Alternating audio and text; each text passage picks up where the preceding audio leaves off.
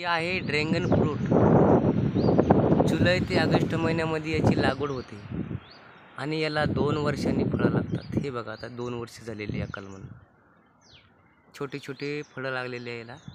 हे बघा, आता याचं फूल जे आहे ना, हे फूल आता गळून जाईल आणि 40 दिवसामध्ये याला फळ खाण्यास पक्व होईल।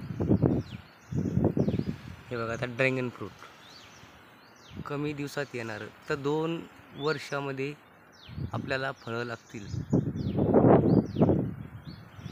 जून, जुलै आणि ऑगस्टमध्ये याची लागवड होते आणि आपल्याला 18 महिन्यांनी याला फळं लागतील आणि 40 दिवसामध्ये याचं फळ पक्व खाण्यासाठी तयार होईल, हे मात्र लक्षात ठेवा। आणि मात्र याला कलमा जर लागत असेल ना, तर कलमा पण मिळतील, स्वस्त दरामध्ये आहे।